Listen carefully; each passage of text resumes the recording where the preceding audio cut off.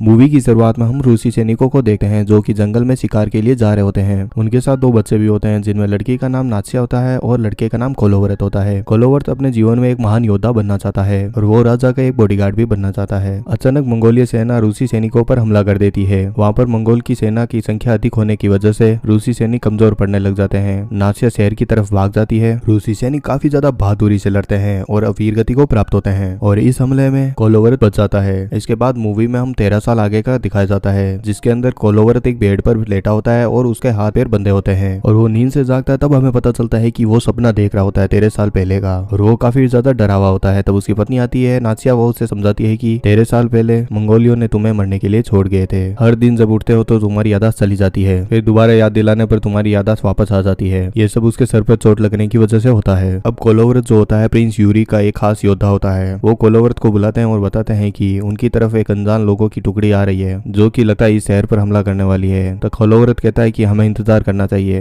हमें पहले हमला नहीं करना चाहिए। फिर काफी ज्यादा पास आने के बाद उन्हें पता चलता है वो उन्हीं के लोग होते हैं जो फ्यूरी के बेटे फेडर के बेटे के जन्म पर नामकरण पर वो वहाँ पर आए हैं। कोलोवर्थ होता है सैनिकों को ट्रेनिंग देता है, अपनी पत्नी के लिए एक बांसुरी बनाकर लेकर जाता है। अब पत्नी काफी ज्यादा रोमांटिक हो जाती है और उसके सामने बिना कपड़ों के आ जाती है। तभी वहाँ पर राजा का बुलावा आ जाता है। जब कोलोवर्थ वो बांसुरी अपनी पत्नी को देता है तो देखता है कि वह हर रोज एक ही बांसुरी को बार बार बनाता है और इस तरह से पूरा बॉक्स भर चुका है। भूलने की बीमारी की वजह से रोज एक नई बांसुरी बनाता है। जब चर्च के अंदर नामकरण समारोह चल रहा होता है तभी एक खबर आती है कि मंगोलियों की सेना इसी तरफ बढ़ रही है। तो समारोह में हाहाकार मच जाता है, लोग चारों तरफ से भागने लग जाते हैं, लेकिन कोलोवर्थ और यूरी वहीं पर खड़े रहते हैं और समारोह को पूरा करते हैं। और उसके बाद एक अर्जेंट बैठक बुलाते हैं जहाँ पर आगे की रणनीति तय की जाती है। सारे शहर के दरवाजों को सील कर दिया जाता है। राजा यूरी मानते थे कि हम मंगोलियों की सेना को आसानी से हरा देंगे, लेकिन उनके मंत्री यह नहीं मानते थे। वो कहते थे कि हमें मंगोलियों की सेना के आगे घुटने टेक देने चाहिए, हथियार डाल देने चाहिए ताकि हमारी जान बच सके, उन्हें जो लूटना है लूटने दे। फिर राजा यूरी ये तय करते हैं कि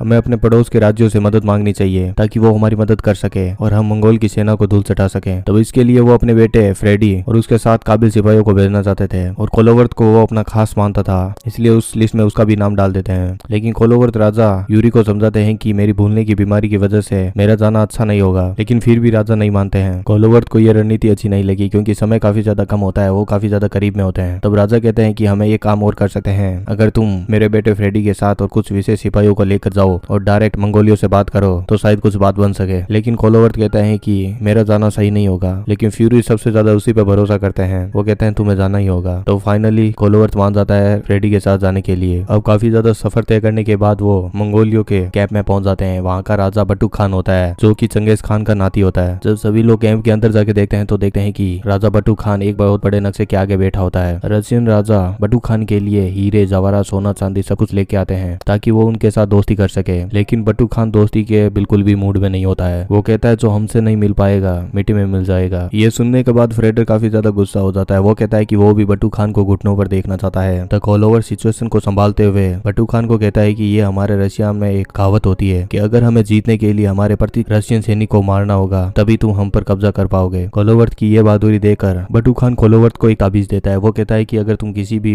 मंगोलिय सैनिक को ये दिखाओगे तो वो तुम्हें मारेगा नहीं और जो तुम उससे मांगोगे वो तुम्हें दे देगा, घोड़ा, जमीन, जायदाद, सब कुछ, और तुम अपनी जिंदगी आसानी से जी सकोगे। कोलोवर्थ बटुक खान को कहता है कि तुम्हें हमसे क्या चाहिए। तो बटुक खान कहता है कि वो मंगोलिय सेना की ताकत देखना चाहता है। वो देखना चाहता है कि हमारे योद्धा लड़ते कैसे हैं और वो पहला रूसी राज्य रियाज को जीतना चाहता है। रियाजन एक खूबसूरत राज्य होता है और सबसे पहले वो उसी को जीतना चाहते हैं क्योंकि रास्ते में सबसे पहले वही उनका आगे आता है। फिर उनको दावत में बुलाया जाता है शाम को और मंगोलिय सैनिक उन पर हमला कर देते हैं। तब कैंप के अंदर काफी ज्यादा फाइट होने के बाद कोलोवर्थ और उसके सैनिक वहां से बाहर निकल जाते हैं, लेकिन इस बीच राजा फ्रेडी जख्मी हो जाते हैं और वो सभी सैनिकों को वहां से जाने के लिए कहते हैं और अकेला फ्रेडी लड़ते लड़ते मंगोलियों से मारा जाता है और बाकी सैनिक और कोलोवर्थ वहां से बचकर भाग जाते हैं और वो एक बर्फीले तूफान में फंस जाते हैं। इस तूफान के बीच वो देख रहे होते हैं उनकी तरफ एक भालू आ रहा होता है। तभी वहां पर एक भालू का शागिर्द भी आ जाता है। वो कहता है कि ये सिर्फ मंगोलियों को अपना शिकार बनाता है, ये किसी रशियन को कभी भी नुकसान नहीं पहुंचाएगा, ये काफी ज्यादा वफादार है। भालू का शागिर्द जिसका नाम नेस्टर होता है, इन दोनों की काफी ज्यादा बनती है, ये दोनों युद्ध में काफी ज्यादा काम आएंगे, इसलिए उनको भी कोलोवर्थ अपनी टीम में शामिल कर लेता है। तूफान से बचने के लिए वो सभी लोग नेस्टर के साथ भालू की गुफा में चले जाते हैं। जब सुबह तूफान शांत होता है तो वापस वो अपने घर की तरफ निकल जाते हैं। उन लोगों को ये डर होता है कि उनके पहुंचने से पहले कहीं वो राज्य पर हमला ना कर दें और वो जाके जब देखते हैं तो उनका डर सच हो जाता है। मंगोलियों ने पहले ही शहर पर हमला कर दिया क्योंकि उन्होंने गलत और उल्टा रास्ता चूज किया था बचने के लिए और पूरा शहर पूरी तरह से तबाह हो चुका होता है। वहाँ पर कुछ लोग ही बच पाते हैं। शहर की लगी घंटी को वापस ऊपर चढ़ाया जाता है और बजाया जाता है ताकि बचे हुए लोग वहाँ पर आ सके। तभी कुछ लोग कहते हैं कि तुमने ये क्या कर दिया, बचे हुए लोगों को वो मंगोलिया वापस मारने के लिए आएंगे, तब कैसे बचाओगे, क्योंकि वहाँ पर सिर्फ 1 दर्जन से कम ही लोग बच पाए हैं और कुछ बच्चे बचे हैं और सिपाही लगभग 20 से 25 बचे हैं। घंटी की आवाज सुनते ही मंगोली सेना वापस आ जाती है और उनके बीच काफी ज्यादा फाइट होती है। कोलोवर दोनों हाथों से तलवारें चलाता है और ये इसका बचपन का मूव होता है जो कि वो बचपन से प्रैक्टिस करता है और इस तरह से सभी मंगोलिया सैनिकों को मार दिया जाता है। ये इनकी एक पहली और छोटी जीत होती है। अब कोलोवर दोबारा रणनीति तय करता है। वो चारों दिशाओं में अपने 4 आदमियों को भेजता है, सभी राजाओं को एक साथ आने के लिए कहता है, तभी हम मंगोलियों को हरा पाएंगे। और दूसरा उनका ये टारगेट होता है कि सबसे पहले हम रशियन बच्चों को बचाएंगे, यही हमारा भविष्य तय करेंगे और बाकी के बचे हुए सिपाही मंगोलियों का ध्यान अपनी तरफ खींचेंगे ताकि बच्चों को बचाया जा सके, वक्त मिल सके दूसरे राजाओं के आने तक। अब कोलोवर गोरिल्ला वॉरफेयर करते हैं। सबसे पहले वो मंगोलियों का पानी का स्रोत जो होता है उसमें एक दवाई मिला देते हैं जिसकी वजह से सभी सैनिकों की तबीयत खराब हो जाती है और उसके बाद कैंप में ये अफवाह फैला देते हैं कि यहाँ पर जंगल में भूत होते हैं जो कि मंगोलियों का अपना शिकार बनाते हैं, जिससे पूरे कैंप में अफरा तफरी मच जाती है और उसके काफी ज्यादा सैनिक मारे जाते हैं। ये सब बटू खान को पता चलता है। वो समझ जाता है कि ये सब कोलोवर्ट की चाल है। वहीं दूसरी तरफ जब कोलोवर्ट के भेजे हुए लोग दूसरे राजाओं के पास पहुंचते हैं तो दूसरे राजा मदद करने से इनकार कर देते हैं और उनको किसी प्रकार की मदद नहीं मिलती। कोलोवर्ट की हालत काफी ज्यादा खराब हो जाती है क्योंकि कोलोवर्ट 3 दिन से सोया नहीं होता है और वो लगातार युद्ध कर रहा है क्योंकि उसे डर होता है सोने के बाद उसकी याद चली जाएगी। दोबारा याद दिलाना काफी ज्यादा मुश्किल होता है, लेकिन एक युद्ध के अंदर लड़ते लड़ते काफी ज्यादा थक जाता है और वो वहीं पर सो जाता है। शाम को उठाया जाता है, उसको खाना खिलाया जाता है। काफी ज्यादा उनकी फाइट हो जाती है अपने साथियों के साथ। जब उसको याद आता है वो वापस अपने सिपाहियों से माफी मांगता है और कोलोवर्ट अपने सिपाहियों को कहता है, हम ही आखिरी उम्मीद है, अब हमें कुछ बड़ा करना होगा। अब बटू खान कोलोवर्ट से काफी ज्यादा परेशान हो गया। वो अपनी सारी सेना को कोलोवर्ट की तरफ लगा देता है। वो पहाड़ के एक तरफ होते हैं, दूसरी तरफ वो बच्चों को लेकर अपने दूसरे सिपाहियों के साथ रवाना कर देता है। कोलोवर्ट कहता है कि जब तक हम मंगोली सेना को रोके रखेंगे तब तक बच्चे काफी ज्यादा दूर निकल जाएंगे, इसलिए हमें लगातार लड़ते रहना होगा। इसलिए कोलोवर्ट काफी ज्यादा जाल बिछा के रखता है पहले से ही, क्योंकि इतनी बड़ी सेना को हराने के लिए काफी ज्यादा स्ट्रेटेजी चाहिए होती है। सिर्फ बल के आधार पर हम इसे नहीं जीत पाएंगे। कोलोवर्ट बताता है अपने सिपाहियों को, हमें बुद्धि का पूरा इस्तेमाल करना होगा। अब युद्ध शुरू होता है। पहाड़ की चोटी पर कोलोवर्ट और उसकी मुट्ठी भर सैनिक, वहीं दूसरी तरफ मंगोल के लाखों सैनिक नीचे खड़े होते हैं। उनका एक ही टारगेट होता है पहाड़ की चोटी को कैसे ही